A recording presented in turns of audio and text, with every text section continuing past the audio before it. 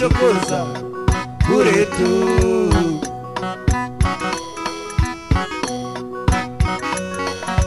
Yo konda na dereva abiria, Joni munisaidie mama ye.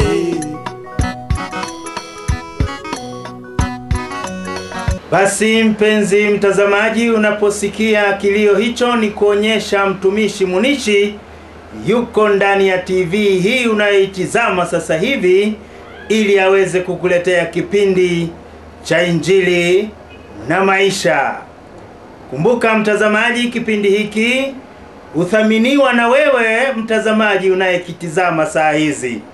Hatuna mdhamini mwingine isipokuwa wewe.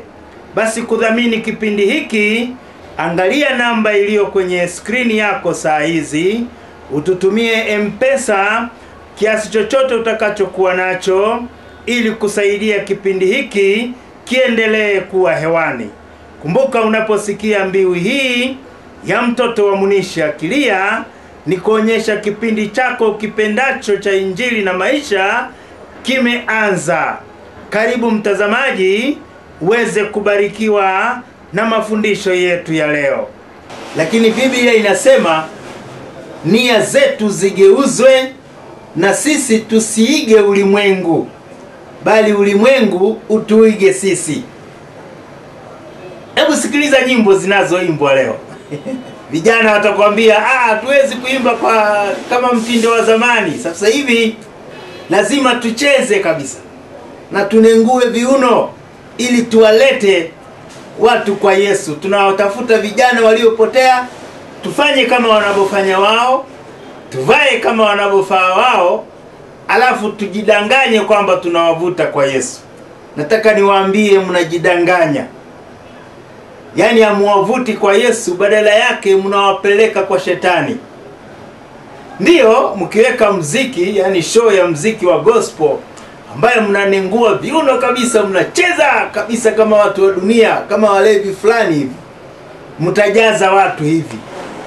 Lakini baada ya mkutano huo, faida ni nini? Wangapi wataokoka? Inakuwa ni sawa na kuweka chambo ili unase samaki. Na samaki ambao ni watu wa ulimwengu huu siku hizi, wameshajua jinsi ya kuila ile chambo, na wanakuachia ndoano hapo, uwashiki tena. Pastor anaweka mkutano mkubwa, anaita waimbaji wale wanaojua kucheza kabisa, watu wanajaa hivi. Watu wakijaa, muimbaji akimaliza kuimba, wakati mhubiri atasimama na Biblia, ule umati wote unaondoka. Hiyo ni kusema nini? Wamekula ile chambo ya muziki uliowekea pale. Ukitaka kuwanasa na muziki, ukawaimbia kama wanavyoimbiwa kule disco, wamekula hiyo chambo, wamemaliza. Saa ile unataka kuwahubiria sasa, wanaondoka, wanaenda zao. Hii ni kuonyesha ulileta kitu cha kishetani kanisani, na watu wa shetani wakaja kanisani, wakatafuna kile kilicho chao.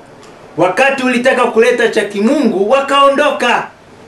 Kwa hiyo tusijidanganye kwamba tunaponengua viuno kama watu wa ulimwengu ndio tunawavuta wa ulimwengu. Tunawapoteza kabisa. Tusijidanganye kwamba tunapovaa kama watu wa ulimwengu ndipo tunapowavuta watu wa ulimwengu. Tunawapoteza kabisa. Na tusijidanganye kwamba tunapoongea kama watu wa ulimwengu ndio tunawavuta wa ulimwengu. Tunawapoteza kabisa. Injili ni ile jana, leo na hata milele. Haijabadilika. Nguvu iliyokuwepo kwenye Injili wakati ikihubiriwa na Yesu, hiyo nguvu iko pale pale hata sasa hivi.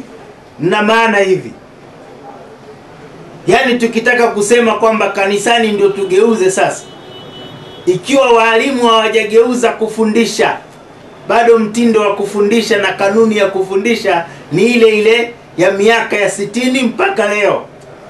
Bado mwalimu anafundisha, anaandika ubaoni, na watoto wananakili kwa kuandika kwenye madaftari. Kwa nini walimu wasibadili mtindo hiyo, wavute vijana wa siku hizi?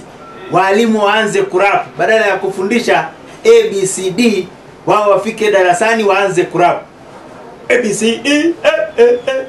Watoto wataelewa kweli? Kama walimu hawajaanza kurap, wasomaji wa habari bado hawajaanza kurap, waturapie news. Mbona nyinyi watu wa Kristo, waimbaji wa Kikristo, mnasema mnataka kurapu ili kuuvuta ulimwengu uje kwa Yesu, badala yake mnaiga dunia? Acheni kabisa kuiga dunia. Katika jina la Yesu Kristo tunakemea hiyo roho ya kuiga dunia. Kama unataka kwenda kucheza disco, nenda kacheze kabisa, maana hakuna hatia, sheria inakuruhusu kwenda kucheza disco. Na kama umeamua kuja kanisani, njoo kanisani, fuata sheria za kanisa, fuata kanuni za kanisa.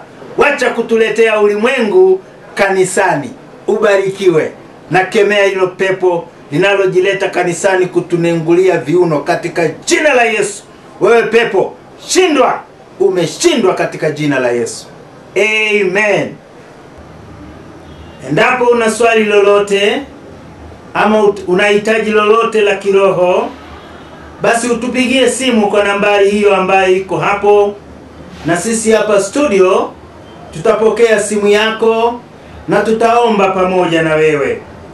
Pia unahitaji kututembelea ama unahitaji ambalo huwezi kuliongelea kwenye simu, unahitaji kutuona binafsi, piga hiyo simu, halafu tutakuelekeza mahali ambapo tutakutana ili tuweze kushauriana ama kuomba pamoja na wewe.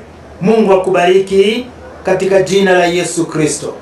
Amen. Hallelujah.